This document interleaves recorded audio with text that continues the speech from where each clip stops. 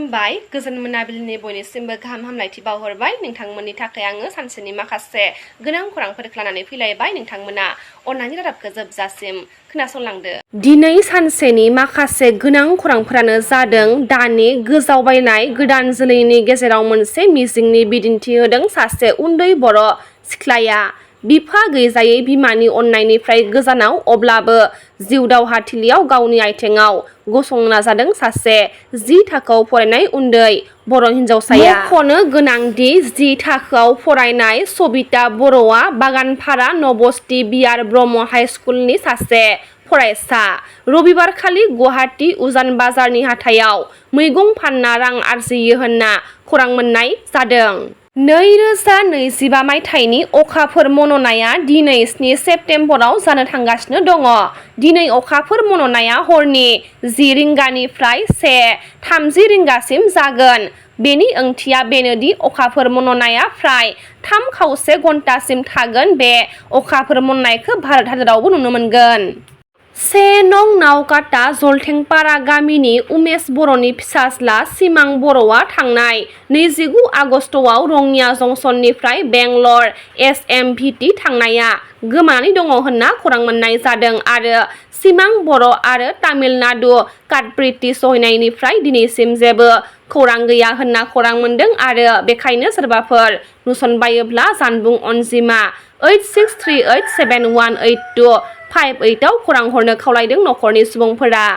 बर' सावथुन मुलुगनि मुंदांखा फावखुंगुर फैला जे बरगयारी बिथांखौ फोथायजाया होनना फोरमायथिदों गोख्रों रावजों रिन्जय बिथाङा।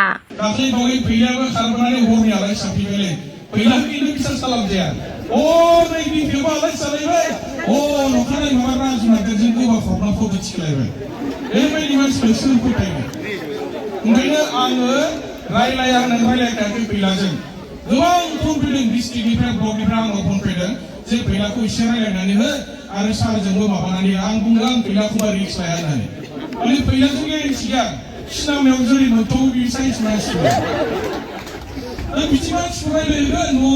माने सोर ओनसोलाव खारखोमाबायब्रा बैनिफ्राय आं रायलायखायाखै दा बेनिखायनो माने बिसिना देहाया ओरै ट्रेक्टर दङ माखासेया खिन्थु गोसोआ दायो नांगौसो दंलाजोबखायोलै गोबां मानसि दं नाम बुंजाया माने जोंखौ सापर्ट होनो होननानै ओंखारबोदों आरो ओमफ्राय दाना बायदिसिना दल संगठनफ्राबो बिराद मेसेज हरगासिनो आंनो सानजों जिरायनांगौ माने बयबो सापर्ट खालामनांगौ आलदा मोनसे थौ फैखाबाय जोंहा जेबो सिन्था गैला।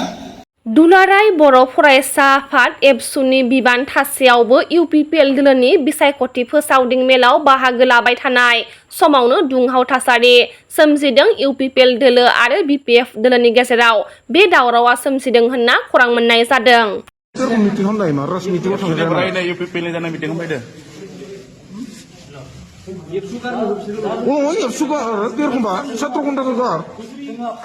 राजनितिखौ हाबनोसो राजनितिखौ हाब एकस' बिसा गासैनिबो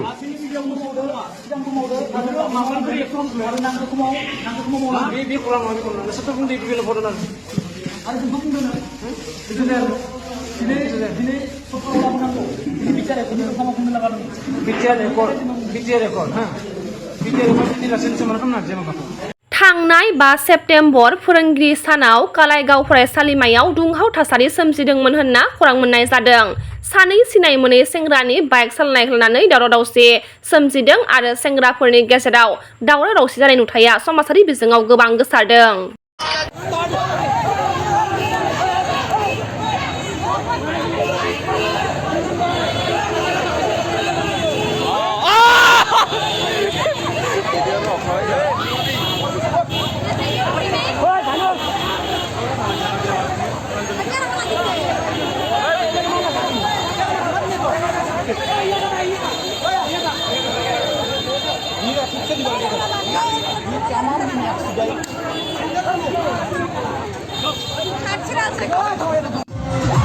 जिसे नं बावखुंग्रि BTC बियाबनि उदां बिजाथि उदांस्रि नार्जारिया नमिनेशन जाफुंसारनायनि उनाव खौरां बिजोंनि गेजेरजों माखासे गोख्रों बाथ्राखौ फोरमायथिदों। आंनि नमिनेशना साक्सेस जानानै फैबाय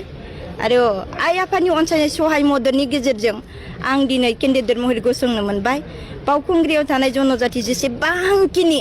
आइजो माहारि सृष्टि होनाय फिसा बिदा फंबाय आइ आफाया एकगट जानानै आंखौ अनसायनायनि गेजेरजों आं साक्सेस जानानै फैबाय आरो आंनि देरहासारगोनाबो आइ आफानि दोबै दोबै आंखौ अनसायनायनि गेजेरजों बेयो फुरा रोखा देरहासारगोना बावखुंग्रि बियाबखौ डनेसन सरबाय माबायदि उदार खालामदों आङो बिथाङा दि 22 बोसोर फासायलांबाय जे 22 बोसोर फासायनायाव 22 बोसोर फासायलांनायाव खुनु उन्नति जायासै बाहाय जेसेबांनाखि 70 बोसोरनि सिगां जिबायदि हायेनारि हाजोआरि लामा दिनैसिमबो 22 बोसोर जानानै बारलांबाय खुनु जौगाथि उन्नतिनि फारसे बिथाङा मावलाङासै बावखुंग्रि जनजातिनि आइजो माहारि सृष्टि होनाय फिसाफ्रा फिसा नङामोन नामा दिनैसिमबो हाखर हाला हाब्रु दैजों गासोमनानै सोलोंसालि गेलेसालि हान्थामेला थासारियाव भुगिनांनो बिथाङा दिनखाना बेरे बेखायनो दिननि खाना महरै 22 बोसोरखौ बिथाङा बारहोलांबाय खुनु गावजों नांथाबबाय थानाय बिदा फंबाय अनजाथाव फिसाफोरनि थाखायबो खुनु जौगाथिनि फारसे मावलाङासै बेनिखायनो साफ्रोमबो बावखुंग्रि बासियाव थानाय जनजातिनि आइ आफा अनजाथाव फिसाफ्रा दोबै दोबै आंखौ अनसायफैदों आरो आइ आफानि अनसायनायनि फोरमानथियानो आंनि देरहासारनाया खाथां आरो बेबायदि फासायनाय गुबुनखौ दिनै जौगाथिनि फारसे खोथा होनानै जेबो मावलाङैनि सायाव आइ आफाया सोलायनायखौ लुबैबाय आरो बे 22 बोसोरनि नांगाल बोराया दिनै गुन सुबाय बे गुन सुनाय नांगालखौ ट्रेक्टराव बजायहोनो ट्राकआव बजायहोनो जों आंनि सिम्बोला ट्राक बे ट्राकआव बजायहोनो आइ आफाया रेडि जानानै दङ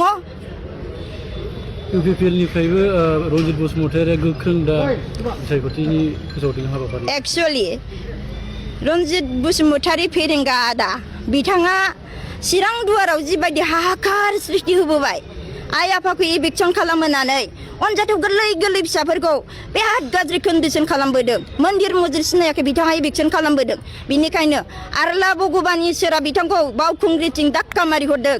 आरो चिरां दुवाराव बिथाङा जिबायदि हाहाकार सोमजिदों बै ओनसोलाव बिथांखौ अनसायाखै जायगा होआखै बावखुंग्रियाव बिथाङा दा बिथा नागिरनो फैदों खिन्थु बावखुंग्रिनि आइ आफाया बिथांखौ जायगा होनाय नङा बिथाङा फोलदिसिसो आरो बिथाङा जिबायदि गावनि बिदा फंबायखौनो सिनायाखै बाहाय बेयो बावखुंग्रियाव थानाय जनजातिनि मा मावगोन फेरेंगा दाउआ जेरै सोरांस्रियाव थिउ थिउ गाबो सोरांबा फुर बिरलाङो बेबायदिनो आइ आफाखौ फासायलांगोनखौ फुरा बावखुंग्रियाव जों थानाय जनजातिनि अनजाथाव फिसाफोर बिदा फंबाय आरो आइ आफाफ्रा दिनै डिसाइड खालामबाय गोथौ गोसोजों साननानै दिनैहाय आं बिखा फोदानबोनायाव सासे आइजो आरो बिमायानो दिनै बिखा फोदाननानै गसंफैबायबा बेयाव जों गासैबो मुद बोसै होना जुक्ति खौसेथिजों दिनै आंखौ सहाय मदद होदों आरो आंनि देरहासारगोनाबो आइ आफानि अनसायनायावनो फोरमाना नुजाथिबाय आरो 100% देरहाजों खौसेथि आरो मुदबो थायोबा रावबो डिभाइड खालामनो हाया रायजोफोरनिफ्राय बावखुंग्रि बियाबाव बेसेबांसो मदद मोनो सानदों आंनि मदद मोननाया दिनैसिबांहाय अवाकारानो 10,000निबो बांसिन दङ होमबा बिसिनि बिसि फिसाखौ लानानै सानोबानि हिसाबखौ मोनो 20,000नि आबाव आं देरहागोना रोखा